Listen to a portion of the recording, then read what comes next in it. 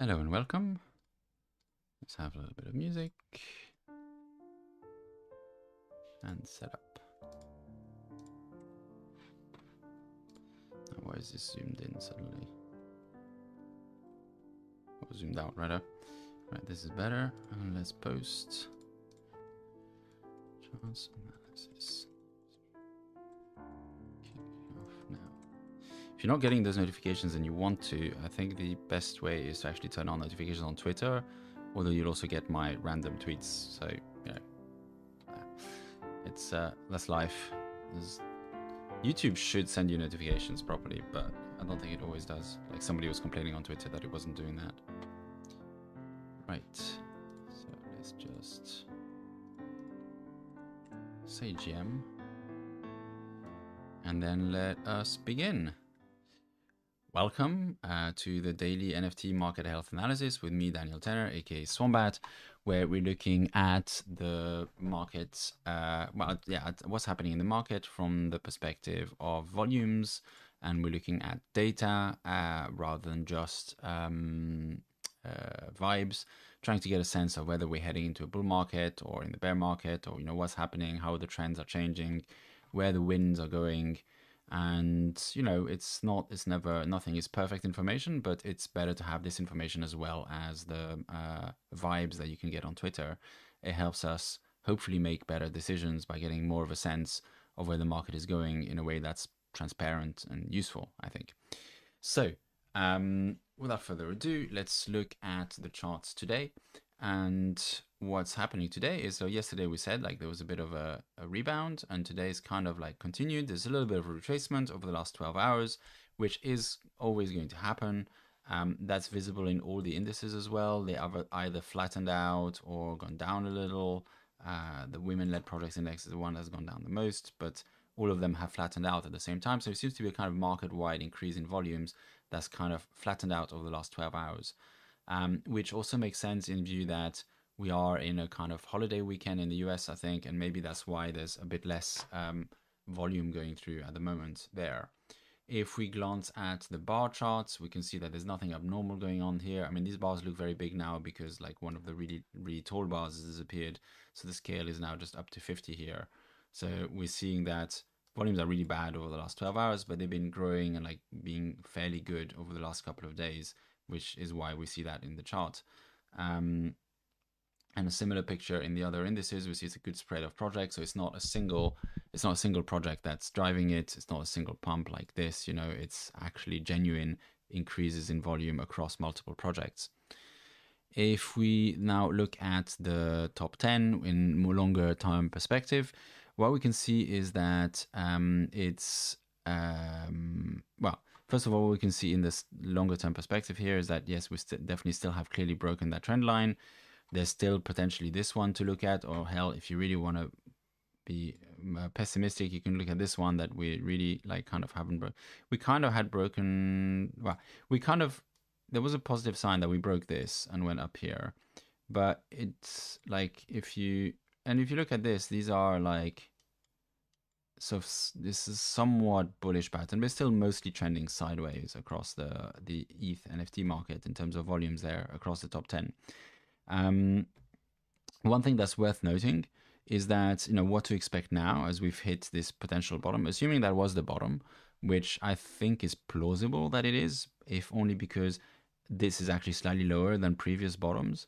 And it's usually rebounded from here previously, like over here, it rebounded quite sharply. I mean, it was kind of rising beforehand anyway, but then it dropped here and then it rebounded. And before that, it was a little bit less low. It was like it got here. And then there was the kind of, this was Ukraine. And then it like dropped some more and then started building up and then dropped one last time and then built up. And I can't remember why it dropped that much. There might have been a high gas time or something like that. What we should expect now is not just like a kind of straight line up. It's not going to shoot up like this because it never has in the past. What it's likely to do is something more like this, where it kind of goes up and then some retraces and then goes up a bit. And as we see this pattern build up, we know that, okay, we're heading up. So that's what we want to see right now, not necessarily a straight line up. So the retracement is healthy. It's part of the pattern that we're expecting. And the question is, does it form a higher low? It's likely to form a higher low than this, Obviously, if it comes back down, then that's a different picture. Then we're trending sideways with fairly high volatility in the volumes, which would be an interesting thing that I haven't seen before. I mean, apart from here, for example, but that was, or like here, but those were specific periods and quite short term. So I wouldn't expect that to last very long. And they were within a context of another trend as well.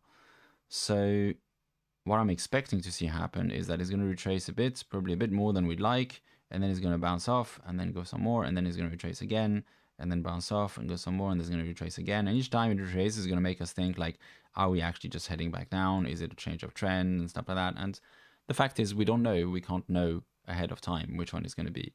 But we can hope that it's actually going to stay, actually going to continue to its, in the direction that it should.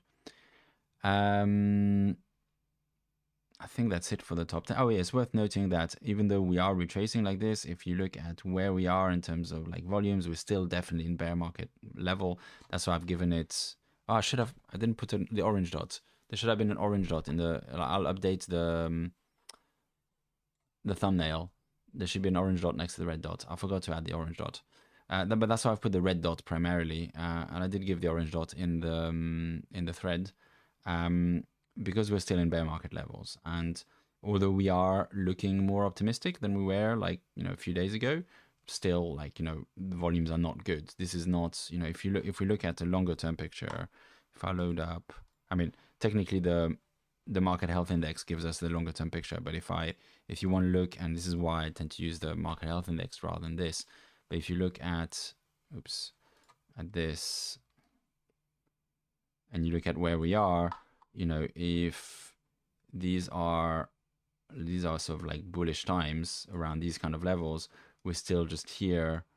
It's like it's heading towards it, but it's kind of dropping again. Like we're still hanging around here, which is more bearish times. We're heading towards bullish times. If this trend continued like this, obviously we'd be heading quite rapidly towards bullish times.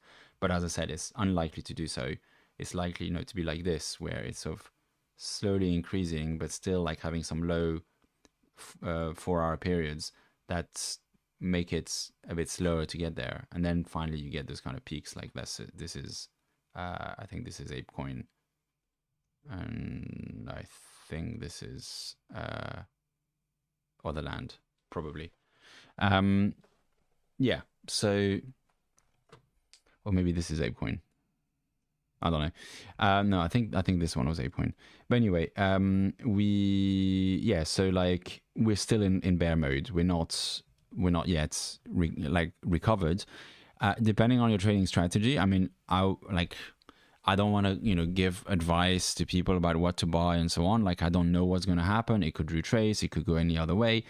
To me, like using this indicator, if you believe that this indicator means anything, it is plausible to me to suggest that this indicator means that right now is probably a good time to stack up on underpriced projects that you've been waiting to see, like how long the bear market might last.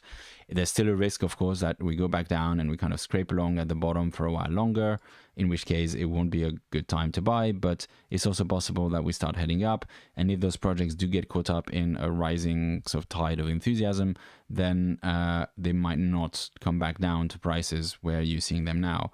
And obviously that depends on the project, and individual projects can perform very differently from the index, so don't necessarily just apply this blindly. But for example, for me, I mean, I've already kind of stacked up all the projects that I was interested in. But if I saw a project like, if Meta Angels, for example, it's kind of down a bit now. Like it's been oscillating between 0.1 and 0.2, and it's currently at 0.14.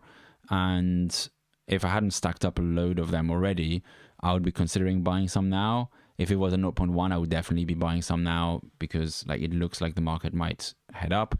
Although Meta Angels is not very hype driven, so it's slightly different picture there. But still, that's the kind of idea that I might want to transmit there, is that it's possible, if you consider this signal to be valid and viable and useful, that the signal is suggesting that now's the time to load up on undervalued projects, as the volumes are starting to pick up.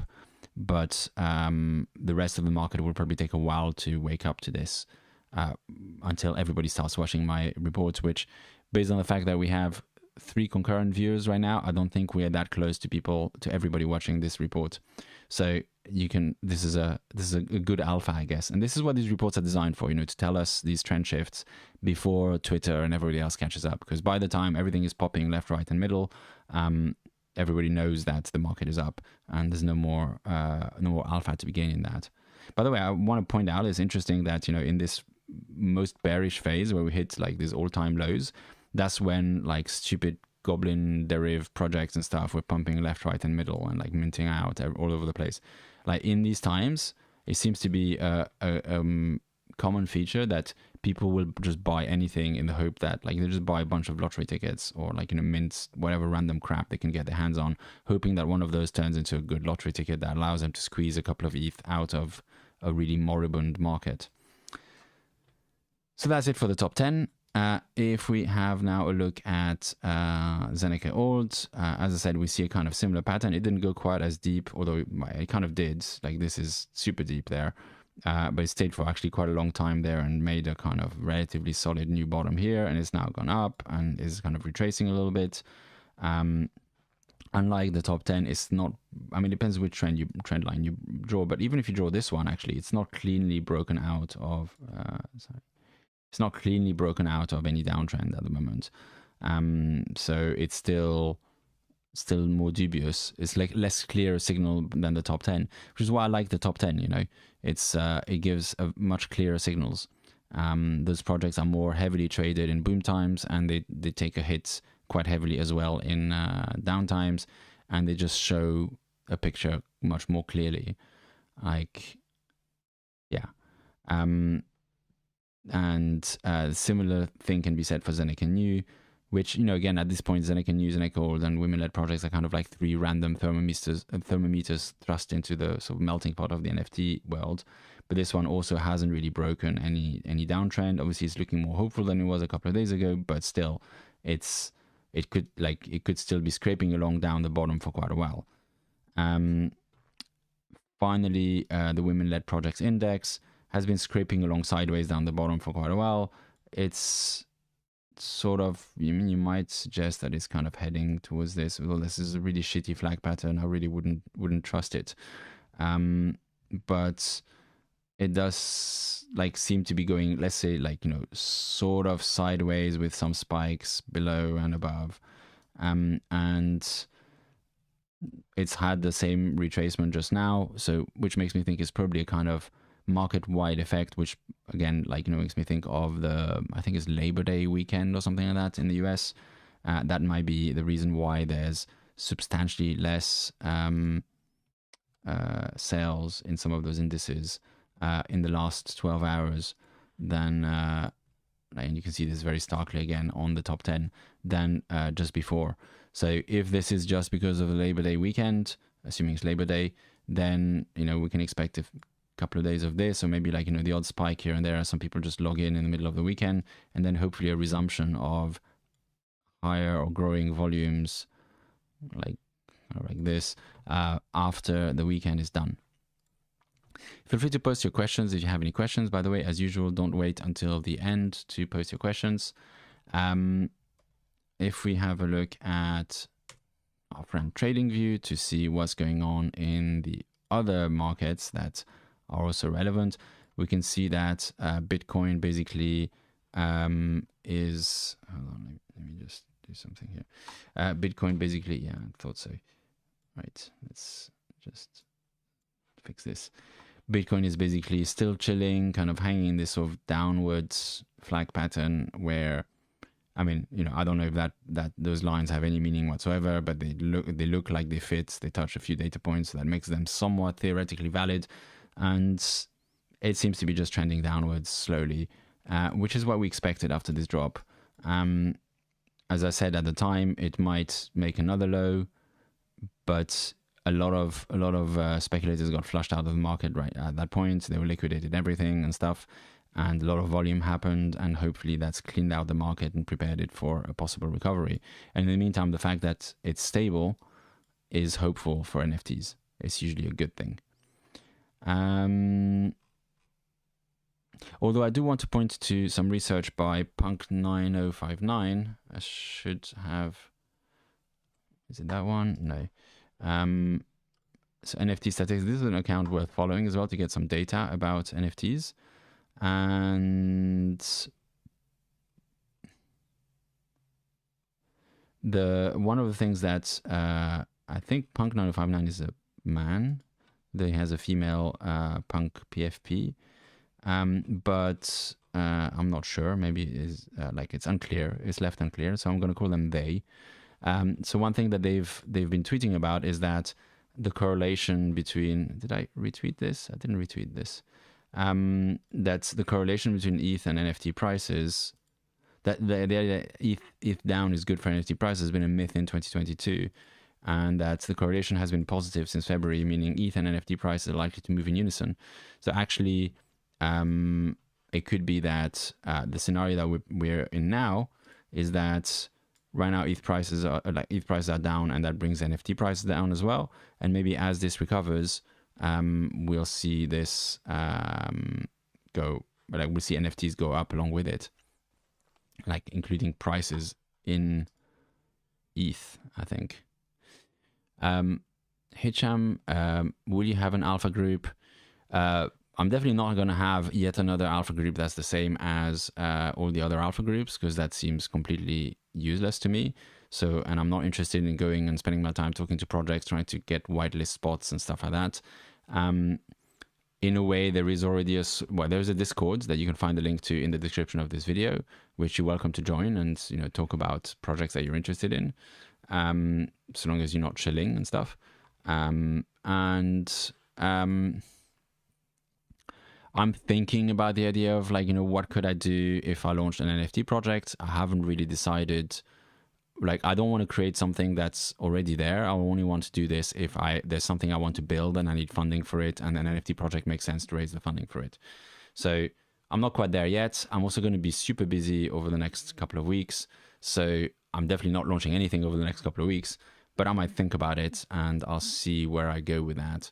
I think there might be some possibility of something around investment or data or things like that. But one thing that's very important to me, I don't want to create an NFT project where it's not clear how the value of the work that the project is doing feeds back into the NFTs. Too many projects that I review have this issue that there's no link between the work that the project is doing and the NFTs that people are holding. And to me, that makes them worthless investments. I want to create a project where if you hold the NFT and the project does well, the price will actually go up because it will be more valuable to hold the NFT. And I want to do that without screwing everybody over, without locking up content and stuff like that. So it's quite complicated to balance out. But if I can figure out a way to do that, and there's something that I feel is worth doing and requires funding, then I might do that. At the moment, although I'm pretty damn busy, I'm still finding the time to add all this value into the market, and I'm not needing funding for that. So I don't need to raise funding for that. I think what funding will allow me to do is maybe speed up a little bit, and that might be worth it. And that's the reason why I'm considering it at all. Cool. I guess there isn't any more. Thank you, Hisham. Is that how you pronounce it? Hisham? Hiham? I don't know. I hope I didn't massacre your name. So thank you. I guess there's no more questions. I'll just turn on the music just to see if it draws some questions. Probably won't, but you never know. If there's no more questions, then I will soon be cool, Hisham. Anyway, I will soon be will I do an art NFT? Well, I actually have some pictures, some photos that I took a few years ago that I was thinking about releasing as an art NFT. Although I was thinking that if I do an NFT, I might release those as the NFT and connect the utility to it as well. So I don't know. I'm not a professional artist. I'm not planning to be a professional artist. I've considered being a professional artist, and I think it's a very difficult life, and I feel like there's easier things to do, making daily videos about NFT charts. Being a professional artist is really, really hard work. Huge respect for people who choose that life and create all this beautiful art for us. So I might do something. We'll see. Are you into Stacks NFTs or not that interested? Well, I actually know Mark McKenzie pretty well, and he's quite a big shot in the Stacks ecosystem. He started, what's it called, Megapont. And like, it sounds like there's a good ecosystem going on there. It's not very big, but it sounds pretty neat. I've focused on ETH NFTs because that's where most of the action is, and I've not invested in Stacks personally. Yeah, Cool World would be maybe a good partner to do the art for an NFT if it's a cartoon picture thing. I really liked their PFP. Although I do want to show you this thing that No Sensei Productions did for me, which I think is really cool. He made this this cool thing, which I tried to switch for my profile picture. How do I know Mark? I'll tell you in a second. Let me just talk about this. I tried to switch to my profile picture, but unfortunately, because it's got the not because of the Swombat bit, I cut that out, but because it's got the person as well, like the whole body, it doesn't work as well as a PFP if I overlay it over my logo, because when it goes really small, like this is actually still very big compared to, can I zoom it out? That's the maximum I can zoom in out. And even so here is still useful, but when it goes to PFP size, you just can't see anything. Whilst the PFP with just the head that I have right now works better for this. How do I know Mark? Basically, I met him in a speed mentoring session like 10 years ago. He was a young founder with, yeah, it does look cool. Let me leave it open actually. And thanks to No Sensei for putting in the time to do this. Where is it? How can I open it easily? I'll leave this one on. It looks cool. Thanks to No Sensei for putting this together, just because he felt like it, and which is always the best reason to do something, because you feel like it. And so I met Mark. I was I'll turn down the music. I met Mark during a speed mentoring session I was doing with a guy called Rob Fitzpatrick. We were at an accelerator, and he foolishly signed us up to do, I think it was like 14 speed mentoring sessions, like 30 minutes each. I was completely dead by the end of it. Like meeting 14 different startups for 30 minutes each is just insanely difficult. It's really draining. One of the startups was Mark and some other guy who was with him that they had joined the accelerator. They tested their idea. They figured out the idea didn't work. They decided in the meantime, they would ask the other startups there what stuff they, like what they wanted. And everybody said they needed leads to do customer development. And so they built an engine to go and scrape various websites and get lists of startups that these other startups could call as potential leads.